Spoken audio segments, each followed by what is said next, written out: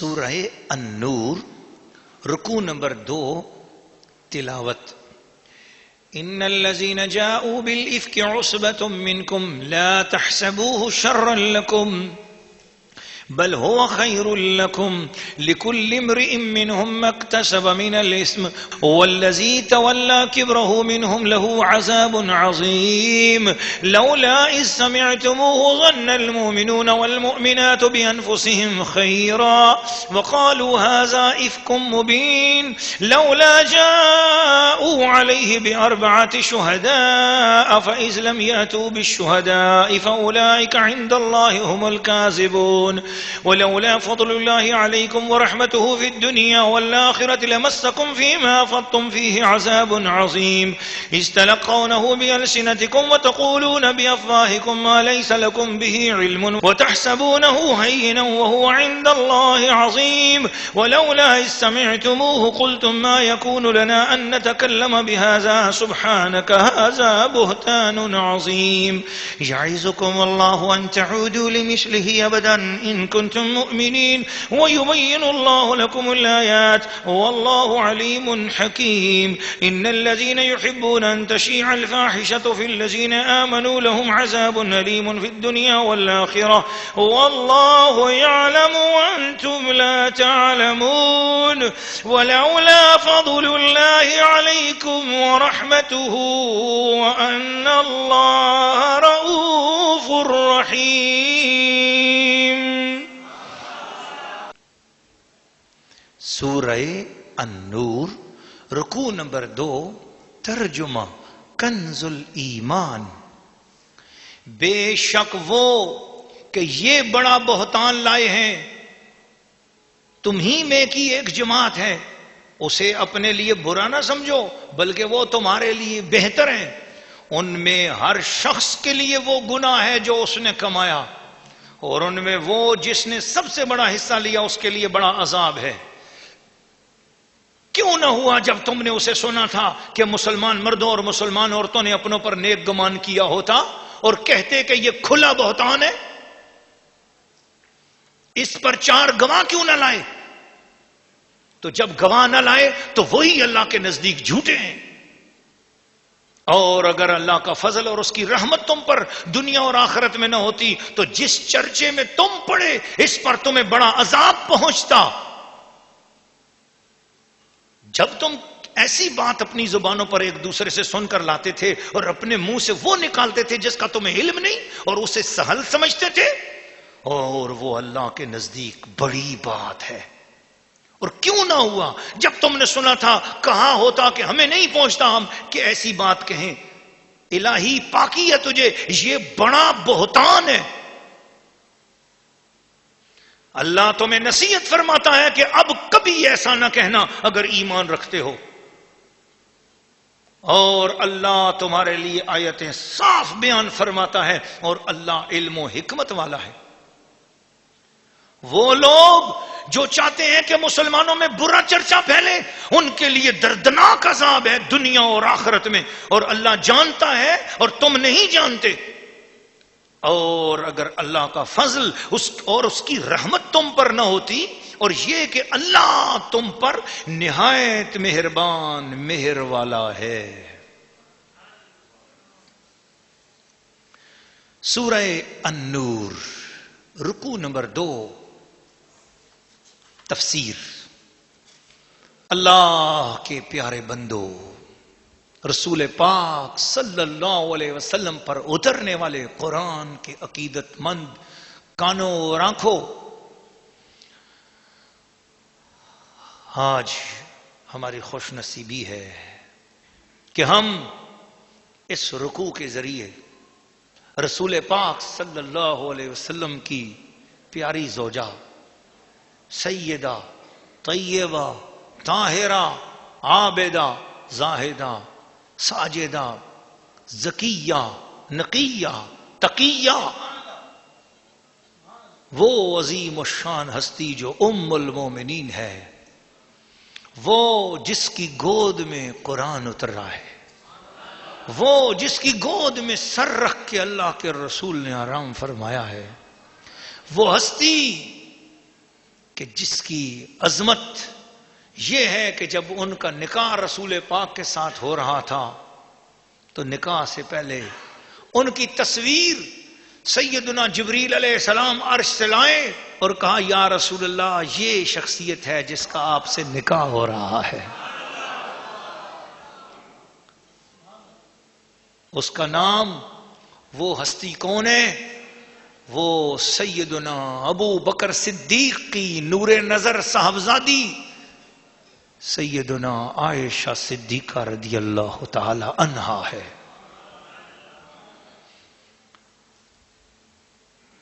بڑے بہتان سے مراد اس آیت کے شروع میں جو لفظ کہا گیا ان الذین جاؤوا بالافک، وہ لوگ جو بڑا بہتان لائے، وہ بڑے بہتان سے مراد حضرت ام المومنین حضرت عائشہ صدیقہ رضی اللہ تعالی عنہا پر تہمت لگانا ہے.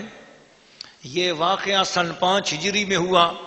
غزوہ بنی مستلق سے واپسی کے وقت قافلہ قریب مدینہ ایک پڑاؤ پر ٹھہرا تو ام المومنین حضرت عائشہ صدیقہ رضی اللہ تعالی عنہا ضرورت کے لیے کسی گوشہ میں تشریف لے گئیں. وہاں آپ کا ہار ٹوٹ کر گر گیا. اس کی تلاش میں آپ مصروف ہو گئیں اور ادھر قافلہ نے کوچ کر دیا. آپ محمل میں، محمل شریف، آپ کا جو محمل شریف تھا، محمل کا کہتے ہیں وہ کجاوا، اور وہ ایسا ڈولی نما پردہ نما باکس جس کے اندر مسلمانوں کی باپردہ بیویاں بیٹھ جاتی تھیں اور اس کو اٹھا کر اونٹ پر باندھ دیا جاتا تھا تو پھر وہ اونٹ چل پڑتا تھا. تو وہ عورت کے جسم پر نظر بھی نہیں پڑتی تھی، عورت بھی پردے میں رہتی تھی، اور یوں اس عورت کو اونٹ پر سوار بھی کر دیا جاتا، اور وہ عورت ہر لحاظ سے اس محمل میں یا اس باکس میں محفوظ رہتی تھی. تو وہ باپردہ باکس تھا، وہ باپردہ ایک کمرہ سمجھ لو جو اونٹ پر سوار کر دیا جاتا تھا.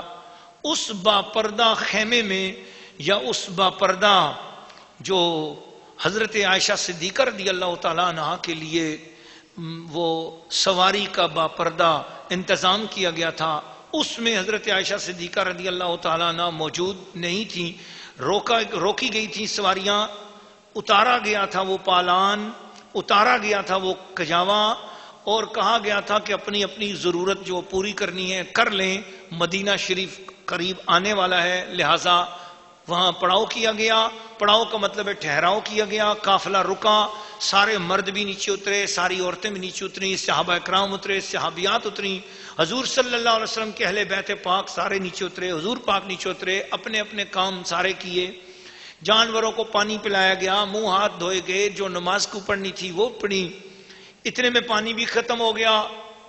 اب یہ ہوا کہ حضرت سیدہ عائشہ صدیقہ رضی اللہ تعالیٰ عنہ، چونکہ وہاں لشکر کا بہت زیادہ مرد حضرات بھی تھے، تو آپ مرد حضرات سے دور جا کر جو ضرورت شرعیہ ہے اس کو پوری فرمانے کے لیے بہت دور چلی گئیں.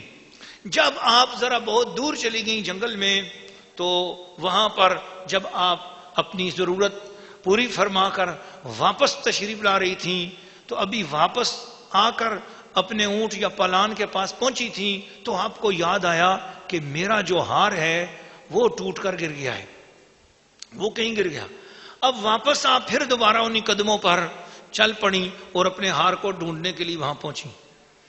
اب آپ جب ہار ڈھونڈنے کے لیے پہنچی، ادھر آپ وہاں پر ہار ڈھونڈنے کے لیے پہنچی تھیں، ادھر جنہوں نے آپ کو واپس اونٹ کے پاس آتے دیکھا تھا انہوں نے سمجھا کہ حضور سیدہ عائشہ صدیقہ اپنے پالان میں، اپنے باپردہ کمرے میں، اپنے اس باپردہ کجاوے میں، اس اپنے باپردہ باکس میں تشریف لے گئی ہیں اور وہ وہاں بیٹھ گئی ہیں.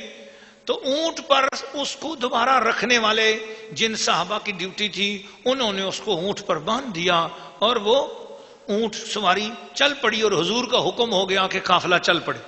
قافلہ چل پڑا. آپ جب ہار ڈھونڈ کر وہاں سے واپس اپنی جگہ پر تشریف لائیں تو دیکھا قافلہ جا چکا ہے. تو آپ اسی جگہ پر تشریف فرما ہو گئی، بیٹھ گئیں.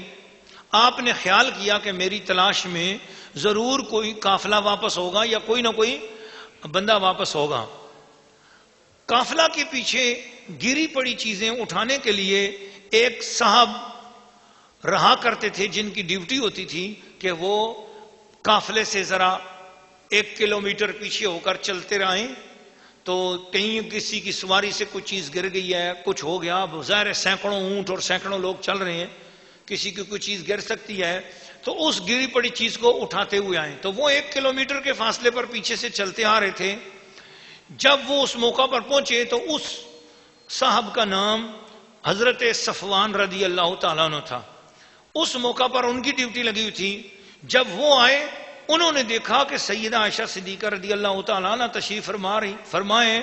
انہوں نے بلند آواز سے پڑھا انا للہ و انا الیہ راجعون. آپ نے کپڑے سے پردہ کر لیا. انہوں نے اپنی اونٹنی بٹھائی اور آپ کو اس پر سوار فرمایا اور آپ سوار ہوئیں تو لشکر میں پہنچ گئیں. اب یہ منظر منافق لوگ بھی دیکھ رہے تھے، گستاخ بھی دیکھ رہے تھے. انہوں نے اپنی سیاہ باطنی اور قلبی بیماری کو ظاہر کر دیا اور بڑی بڑی گندی باتیں مسلمانوں کے درمیان پھیلانا شروع کر دیں اور سیدہ عائشہ صدیقہ رضی اللہ تعالیٰ عنہ کی شان میں بدگوئی شروع کر دی. اس بدگوئی کا اتنا چرچا ہوا کہ بعد مسلمان بھی ان منافقوں کے فریب میں آ گئے اور ان کی زبان سے بھی کوئی کلمہ بے جا سرزد ہو گیا. یہ باتیں اور مردوں سے عورتوں کے اندر ہوئیں، پھر عورتوں سے ہوتی ہوئی حضرت عائشہ صدیقہ تک پہنچیں تو آپ شدت غم کی وجہ سے نڈھال ہو کر بیمار ہو گئیں. اس دوران حضور صلی اللہ علیہ وسلم بھی کوئی بات نہیں کر رہے تھے اور خاموش تھے. حضرت سیدنا صدیق اکبر تک یہ باتیں پہنچ رہی تھیں اور وہ بھی خاموش تھے. 1 ماہ تک حضرت عائشہ صدیقہ بیمار بھی رہیں. اس زمانے میں ان کو کوئی اطلاع بھی نہ ہوئی. وہ اپنے گھر ابو کے گھر حضرت ابو بکر صدیق کے گھر آ گئیں اور ان کو یہ پتہ بھی نہ چلا کہ منافقین ان کے بارے میں کیا کیا بک رہے ہیں. ایک روز مستہ سے انہیں یہ خبر معلوم ہوئی کہ آپ کے بارے میں تو ایسے ایسے کہا گیا ہے، اتنی گندی باتیں آپ کی طرف منسوب کی جا رہی ہیں. تو اس سے آپ کا مرض اور بڑھ گیا اور اس صدمہ میں آپ اس طرح روئیں کہ آپ کا کوئی آنسو نہ تھمتا تھا. ایک لمحے کے لیے نیند نہیں آتی تھی. اس حالت میں یعنی ایک مرتبہ ایسا بھی موقع آ گیا کہ اللہ کے پیارے حبیب صلی اللہ علیہ وسلم نے حضرت صدیق اکبر کو ساتھ لیا اور حضرت عائشہ صدیقہ کے پاس آئے اور پوچھا کہ یہ جو لوگ بات کر رہے ہیں اس میں کیا حقیقت ہے. تو حضرت عائشہ صدیقہ رضی اللہ تعالیٰ عنہ جواب دینے لگی، فرمانے لگی اگر میں تم لوگوں کو منانا چاہوں تو میں وہ بات کیوں کہوں کہ جو حقیقت نہیں ہے، اور اگر میں اللہ کو گواہ رکھ کر بات کروں تو حالات اس طرح ہے کہ کوئی میری بات نہیں مانے گا. اب میں کسی سے بات نہیں کرتی، میں اپنی بات اللہ کی بارگاہ میں پیش کرتی ہوں. حدیث شریف کے اندر تو بہت تفصیل سے واقعات ہیں. جب میں اس واقعے کو پڑھتا تھا تو میرے آنسو رکتے ہی نہیں تھے. میں اتنا روتا تھا کہ کئی دن تک میرے اوپر اس کی کیفیات رہتی تھی. احادیث کی اور سیرت کی کتابوں بہت لمبا واقعہ، میں اس لیے بڑا مختصر کر کے آپ کو سنا رہا ہوں.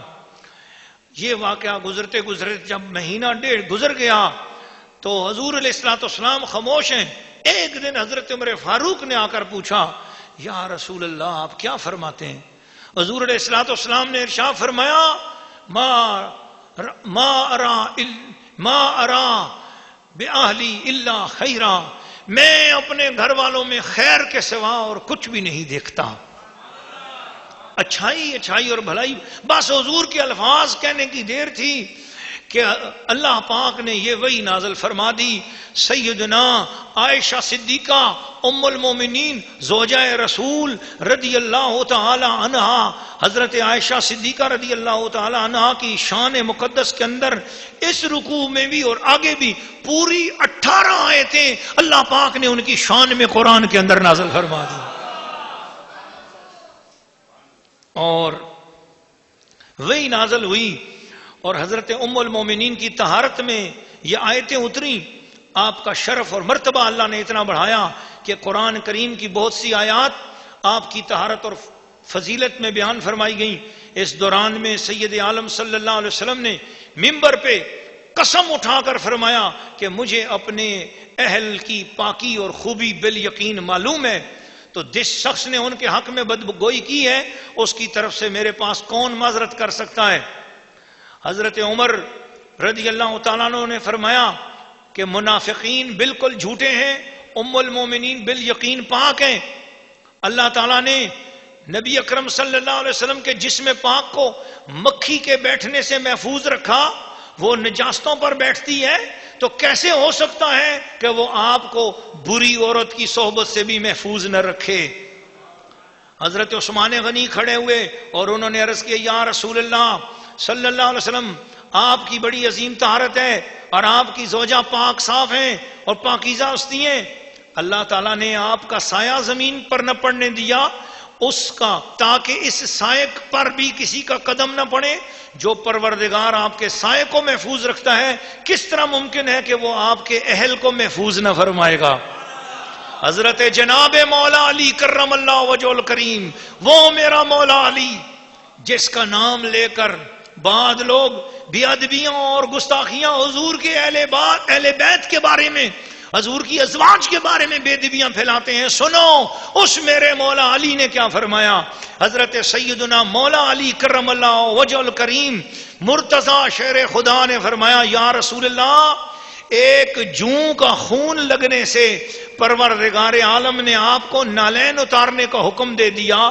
جو پروردگار آپ کی نالین شریف کی اتنی آلودگی کو گوارا نہ کرے، ممکن نہیں ہے کہ وہ آپ کی اہل کی آلودگی کو گوارا کرے۔ اس طرح بڑے بڑے صحابہ نے قسمیں اٹھا اٹھا کر رسول پاک صلی اللہ علیہ وسلم کی زوجائے مقدسہ کی شان اور عظمت اور ان کی تعظیم اور ان کی پاکیزگی کو بیان فرمایا۔ آیات نازل ہونے سے پہلے ہی حضرت ام المومنین کی طرف سے قلوب مطمئن تھے، لیکن آیات کے نازل ہونے سے ان کے عزت اور ان کے شرف کو اللہ تعالیٰ نے اور زیادہ کر دیا، اور بدگوئیوں اور کی بدگوئی اللہ اور اس کے رسول اور صحابہ کرام کے نزدیک باطل ہے، بدگوئی کرنے والوں کے لیے سخت ترین مصیبت ہے۔ اللہ تبارک و تعالیٰ نے حضرت ام المومنین کی شان اور ان کی برات ظاہر فرمائی، چنانچہ اس برات میں اللہ تعالیٰ نے قرآن کی یہ 18 آیات ان کی شان مبارک میں نازل فرمائیں۔ اس سے یہ بھی معلوم ہوا کہ مسلمان پر بدگمانی کرنا ناجائز ہے۔ جب کسی نیک شخص پر تہمت لگائی جائے تو بغیر ثبوت مسلمان اس کی موافقت اور تصدیق نہ کریں، یہ جائز نہیں ہے۔ کسی بھی ایمان والے پر کوئی اگر تہمت لگائے تو جب تک اس کا ثبوت نہ ملے تو اس کے اوپر ایک دم یقین مت کیا کرو اور اس بات کو آگے نہ پھیلایا کرو۔ تو ناظرین و ناظرات اور سامعین و سامعات، میں بات سیدہ عائشہ صدیقہ رضی اللہ تعالی عنہا کی فضیلت کی کر رہا تھا، تو میں ایک بات ضرور کرنا چاہتا ہوں۔ آپ محبت والے سن رہے ہو اللہ کے پاک کلام کو، رسول اللہ کے گھر کی حضور علیہ الصلوۃ والسلام کی ازواج مطہرات کی شان سن رہے ہو۔ آج گنبد خضرا اور روضہ رسول جس حجرے میں بنا ہوا ہے، یہ وہ کمرہ ہے جو سیدہ عائشہ صدیقہ رضی اللہ تعالی عنہا کا حجرہ تھا۔